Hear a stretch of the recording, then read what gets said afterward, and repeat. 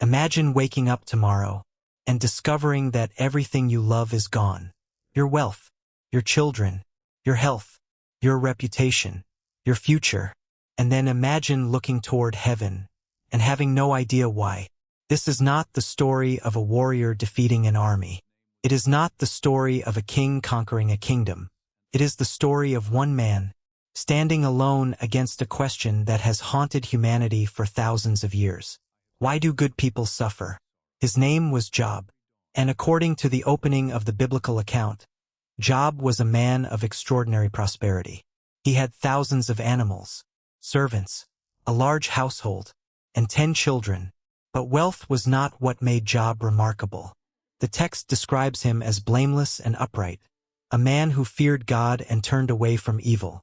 Job had built his entire life around one conviction, that God was worthy of trust, even when life made sense, and perhaps more importantly, when it didn't. But Job was about to discover something terrifying. Faith is easy to speak about when everything is going well. The real test comes when everything you thought you understood collapses, and Job's collapse was about to begin. When everything is taken away, the book of Job begins not in Jerusalem, but in a place called Uz. Where exactly Uz was is uncertain. The Bible gives us no modern coordinates, and that uncertainty is important, because Job is not presented primarily as the king of a particular nation, but as a representative of humanity, a man, a family, a life, a soul. Job had 7 sons and 3 daughters. His household was enormous. His wealth was measured in livestock and servants. And yet the opening chapters focus on something more important than his possessions. His character. Job regularly offered sacrifices for his children, concerned that they might have sinned. His faith was not merely public. It was woven into his private life.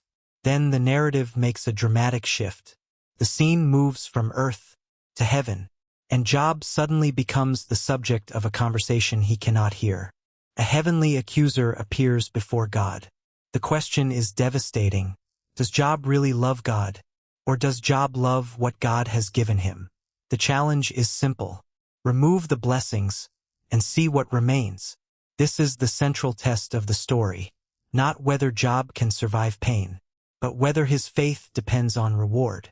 The first messenger arrives. Job's oxen and donkeys have been taken. Servants are dead. Before the messenger can finish, another arrives. Fire has destroyed the sheep. More servants are dead. Then another. Camels have been taken. More lives have been lost. And then, the final messenger. Job's children were together. They were celebrating. A great wind struck the house, and the house collapsed. His sons, his daughters, gone. In moments, Job's entire world disappears. His wealth, his workers, his children, his future, and the man who had everything is left with almost nothing. The biblical narrative says Job tore his robe and shaved his head. Then he fell to the ground and worshipped. That moment is easy to misunderstand. Job is not pretending he isn't devastated. He is devastated. He has lost people he loved. He has no explanation, and yet, he refuses to declare that God has become worthless simply because his life has become unbearable. This is where Job's story becomes profoundly human. Faith does not mean you feel nothing. Faith does not mean grief disappears. Faith can exist inside grief, but the test is not finished. Not even close. Job survives the first catastrophe. Then his body becomes the battlefield. He is struck with painful sores from head to foot. The wealthy man becomes an outcast. The respected man sits among ashes. And the man who once lived in abundance now scrapes his wounds. Even his wife cannot understand how he can continue. Job is suffering physically, emotionally, socially, spiritually. And this is where the story separates itself from a simple tale of reward and punishment. Because Job's suffering cannot be explained by the usual formula. Good people prosper. Bad people suffer. Job's friends believe that formula, and they are about to make his suffering worse. 3 friends arrive: Eliphaz, Bildad, and Zophar. First, they do something beautiful. They sit with Job. They say nothing. For 7 days and 7 nights, they simply mourn with him. Sometimes silence is the most compassionate response to suffering. But eventually, they begin to speak, and their argument is brutal. They believe Job must have done something wrong. Why else would this happen? Job refuses. He knows his own life. He knows he is not perfect. But he also knows this suffering cannot simply be reduced to a mathematical equation. The middle of Job is unlike almost anything else in biblical literature. It becomes a debate. Job speaks. His friends answer. Job responds. They accuse. He defends himself. Again, and again, and again. Their worldview is simple. If God is just, and Job is suffering, then Job must deserve it. But Job's experience refuses to fit their theory. He knows the world is more complicated. He knows innocent people suffer. He knows wicked people sometimes prosper. And he begins demanding something extraordinary. He wants an answer. Not rumors about God. Not theories. Not accusations. He wants God himself. Job does something many religious people struggle to do. He tells God how he actually feels. He cries out. He questions. He protests. He demands justice. But he never stops addressing God. That distinction matters. Job's anger is not indifference. His questions are evidence that he still believes there is someone who can answer. His faith becomes a wrestling match, not a comfortable belief, confrontation. And beneath every speech is one desperate question. If I have done nothing to deserve this, why am I suffering? ***. Job's friends believe they are defending God. But the story eventually turns their argument against them. Their theology is too small. They have created a world where suffering always equals guilt. But the book of Job refuses to accept that conclusion. Suffering is real. Justice is real. Human knowledge is limited. And those three truths collide. One friend, Eliphaz, suggests that Job should simply trust that the wicked are punished. Bildad emphasizes divine justice. Zophar pushes Job even harder to repent. But Job continues asking, what if your explanation is wrong? That question reaches beyond Job. It reaches into every age. When someone loses a child, when someone becomes seriously ill, when an innocent person is crushed by injustice, the easiest response is sometimes to invent an explanation. Maybe they deserved it. Maybe they lacked faith. Maybe they made the wrong choices. But Job forces us to slow down. Sometimes, we do not know. And sometimes the most dangerous thing a grieving person can hear is a confident answer that was never ours to give. Job reaches a point where he wishes he had never been born. He does not merely want his pain to stop. He questions the meaning of his existence. This is the emotional center of the story. The man who once blessed God now sits in ashes, covered in wounds, surrounded by voices telling him he must be guilty. And yet, Job continues speaking. He refuses to disappear. He refuses to allow his friends to define his story. He refuses to surrender his integrity merely to make their theology comfortable. That is one of the greatest underdog elements of Job's story. The enemy is not an army. There is no sword, no battlefield, no giant standing across a valley. The opponent is uncertainty itself. And Job is fighting with nothing but his voice, his conscience, and whatever faith remains. This is the biblical equivalent of David standing before Goliath. Not because David appears in this story, but because the structure is similar. One seemingly powerless person, confronting something vastly greater than himself. Except Job's giant cannot be killed with a stone. His giant is the question, why? And then, after chapters of argument, after grief, after silence, after Job demands an answer, God speaks, but not in the way Job expected. God does not give Job a neat explanation. Instead, God asks questions. Where were you when the foundations of the earth were laid? Can you command the morning? Can you comprehend the depths of the sea? Can you govern the stars? Can you provide for the creatures of the wilderness? The speech moves through creation, storms, oceans, animals, the heavens, forces beyond human control.